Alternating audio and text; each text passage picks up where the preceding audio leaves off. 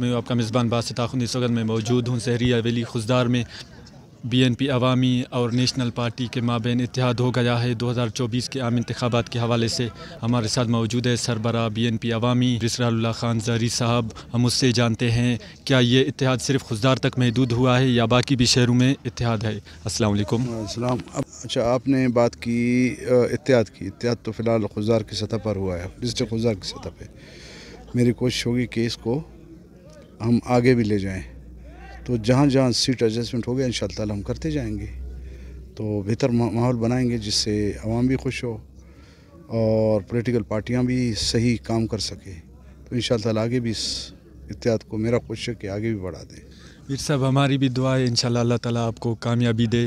فرض کریں آپ کامیاب ہوتے ہیں اور آپ کو موقع ملا عوام کی خدمت کرنے کا، تو سب سے پہلے کس مسئلے پہ توجہ دیں گے جو ابھی تک حل نہیں ہو رہا؟ دیکھیں، یہاں بلوچستان کا سب سے بڑا مسئلہ ہے صحت کے بارے میں، جی، اور پھر زراعت کے بارے میں، اور دوسری سائڈ پہ جائیں یہ نوجوانوں کا روزگار کا مسئلہ ہے، اور پھر ایجوکیشن بھی آ جاتا ہے اس میں۔ ان چیزوں پہ اگر توجہ دی جائے تو میرے خیال میں بہت بہتری آئے گی۔ اور دوسرا ہمیں یہ بتائیں، B N P Mengal, B N P Awami, National Party, اب بی این پی عوامی دو دھڑوں میں واقعی تقسیم ہو گئی ہے؟ آپ سب کو مانیں، جو جس کا دوست ہے وہ اس کو قائد مانے گا۔ پیر صاحب میرے کہنے کا مطلب یہ ہے کہ بی این پی عوامی سے وہ گروپ الگ ہو گیا، اس کی کوئی خاص وجہ؟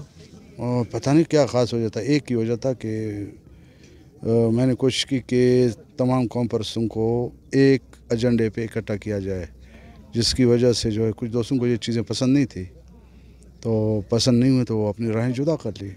اسی پارٹی کا ایک حصہ وہ اپنے پاس رکھا ہوا ہے کہ اسی نام سے وہ چلا رہے ہیں۔ پہلے سنشا نے بھی ایسے ہی کیا تھا، اسی نام سے رکھا ہوا تھا۔ یہ بی ایم پی عوامی تھی تو بہت بڑی، اور اس سے پہلے جتنے بھی سینئر ساتھی تھے متحدہ بی ایم پی، جب دو حصہ ہو گیا وہ بھی سارے دوست پھر بعد میں بی این ڈی پی بنی، اسی بی ایم پی عوامی کا حصہ تھا۔ تو اس کے بعد سید احسان شاہ بھی الگ ہو گیا، پھر یہ ہمارا پنجگور کا شیر جو ہے وہ بھی علیحدہ ہو گیا۔ بھی جو حصے ہمارے پاس ہے تو ظاہر ہے ہم اس کو بنائیں گے، سنواریں گے، ہر کسی کی کوشش ہوگی۔ ہم آپ کو وزیر اعلیٰ کی سیٹ پہ کب دیکھیں گے؟ یہ جھوٹی خواہشیں بہت ہوتی ہیں، کیونکہ آج کل یہی ٹرینڈ چلی ہوئی ہے، جہاں سے ووٹ مانگنے جاتا ہے تو وہ اپنے کارکنوں کو کہتا ہے کہ جا کے لوگوں کو کہہ دو میں اگلا وزیر اعلیٰ ہوں، تو یہ جھوٹ ہم سے بولا نہیں جاتا ہے۔ یہ پتہ نہیں وزیر اعلیٰ کا بنانے کا اختیار، سیٹیں جیتنے کا اختیار، جتوانے کا اختیار وہ ہم لوگوں کے پاس نہیں ہے، ہم خالی مہرے ہیں۔ تو جو اصل مالک ہے جس کو چاہتے ہیں وہی ہوتا ہے بلوچستان میں، اور کچھ نہیں ہوتا ہے۔ اور لاسٹ میں ہمیں یہ بتائیں کہ بی این پی مینگل اور جمعیت علماء اسلام سے رابطہ ہوا تھا اتحاد کے لیے یا نہیں ہوا؟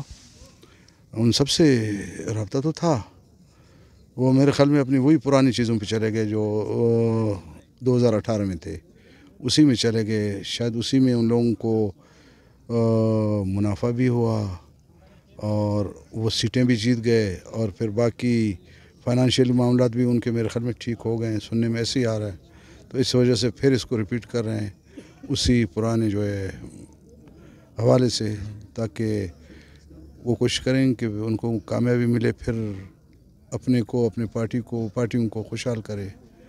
تو جمعیت علماء اسلام کی جہاں تک بات ہے، مجھے سمجھ نہیں آ رہا، جمعیت علماء اسلام لفظ ایسا ہے کہ ایک اتحاد ہے، ایک جمعیت ہے علماء کا۔ ابھی جو مجھے نظر آ رہا ہے آہستہ یہ چیزیں اس سے جا رہی ہیں، جو پارلیمانی حوالے سے جتنے لوگ آ رہے ہیں وہ علماء نہیں ہیں، وہ ایسے لگ رہے ہیں کہ کوئی ٹھیکیدار ہے، کوئی پیسے والا ہے، یا کوئی اور سردار ہے، کوئی نواب ہے، کوئی خان ہے۔ اگر کوئی اس سے بھی بڑا عہدہ پسند کرتا ہے وہ اپنے ساتھ لگا کر کے پھر جا کے جمعیت علماء اسلام سے ٹکٹیں وصول کرتا ہے۔ ابھی یہ ٹکٹوں کا معاملہ مجھے پتہ نہیں ان کے اندر کیا میرٹ ہے، وہ خود ہی جانتے ہوں گے۔ میرے خیال میں آج کل میرٹ یہی ہے کہ ٹھیکیدار اور پیسے والے زیادہ ان کو ہی ملتا ہے۔ بہت بہت شکریہ وقت دینے کے لیے۔ آج کا پروگرام اتنا ہی تھا، اللہ حافظ۔